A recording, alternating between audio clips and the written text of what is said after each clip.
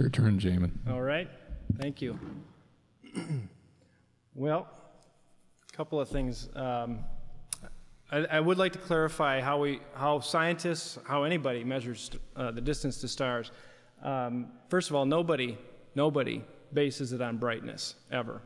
Brightness is an arbitrary measure.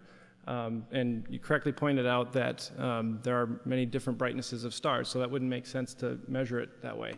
In fact, the two main methods for doing this are stellar parallax and redshift. And again, you correctly pointed out that stellar parallax doesn't work over great distances. And what we mean by great distances is many thousands or millions of light years. It may seem hard to imagine, but we actually can measure these distances through parallax with great precision, even though the sides are very long.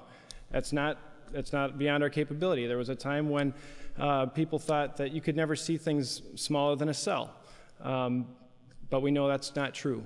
And with new technology, new discoveries, comes new data. And so actually and I would also clarify that stellar parallax doesn't require you to know just the sides. What you have in that triangle are all three angles. We actually know all three angles because we would measure it when we're at a right angle, which is 90 degrees.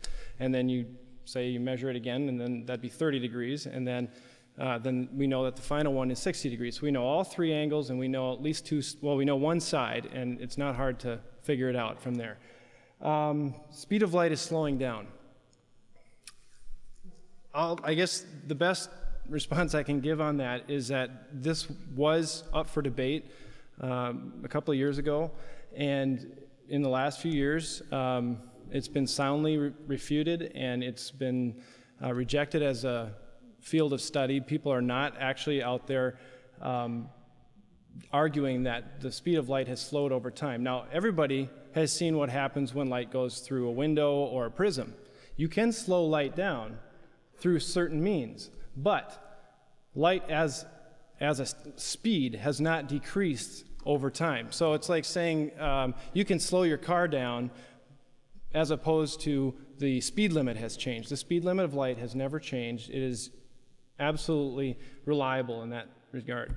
I want to also address, well, incidentally, this argument has been listed by other creationist groups as one that creationists should not use. It's become an embarrassment to the international, or the ICR group. And so this is not something that we as Christians want to hold on to. This is completely refuted theory, and it doesn't support other data that we have. I also want to address a little bit about the usefulness of the distance measurements. Dr. Hovind mentioned that evolution, has never been shown to be useful, or neither has an old Earth or an old universe. And I don't believe in evolution, but I don't think we should measure theories based on their usefulness, but on their truth. So what does the data tell us?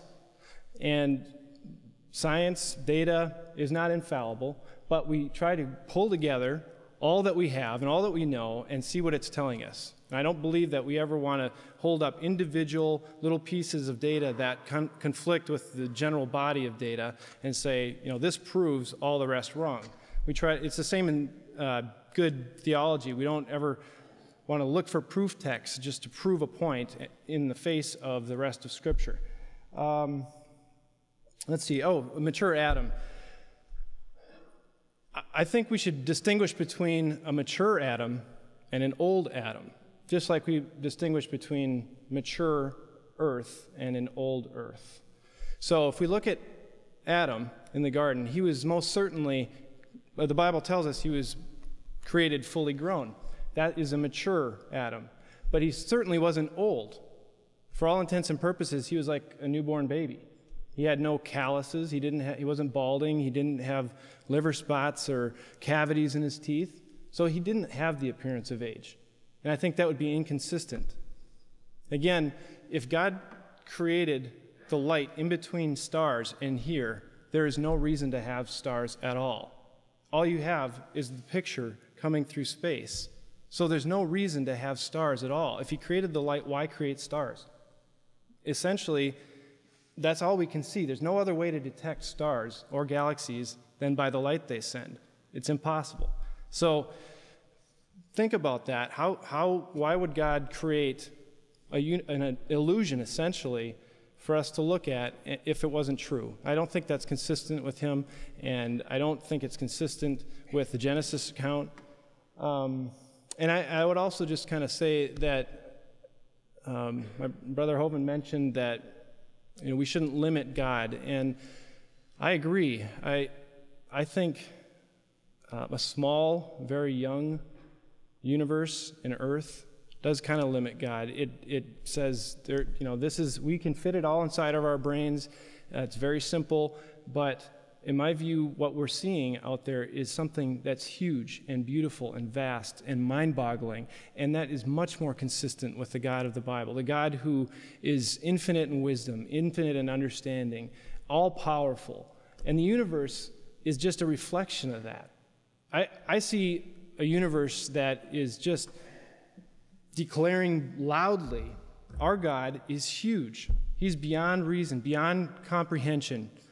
You can only approach him a little bit by looking up there, but it should break your mind to try to get it all in. That's what I see when we look up there. It's a beautiful, huge universe, and it accurately tells us about the glory of the Creator. Okay. A couple other.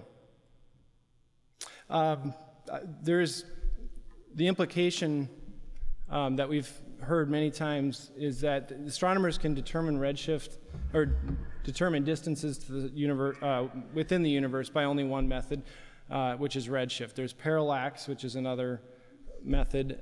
There's also pulsar frequency. You can tell some combined with other data. You can tell how far away it is. There's many different methods. There's also, let's see here. We got so many things to cover. I've heard several arguments that light might take a shortcut through space. The problem with that is it flies in the face of general relativity. Einstein was very successful in describing the way that space is constructed. It seems hard to imagine, but we can actually measure the curvature of space, which is really an amazing accomplishment. And what we've seen is that the curvature of space outside of individual large bodies is very flat.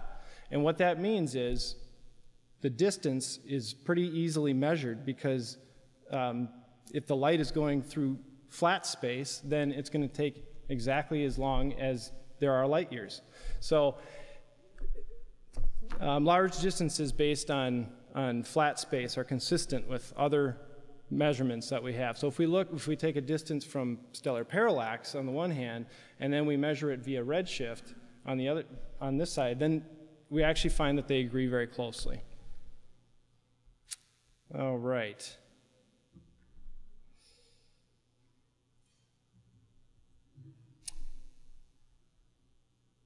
Earlier, Dr. Hovind mentioned that Hugh Ross's statement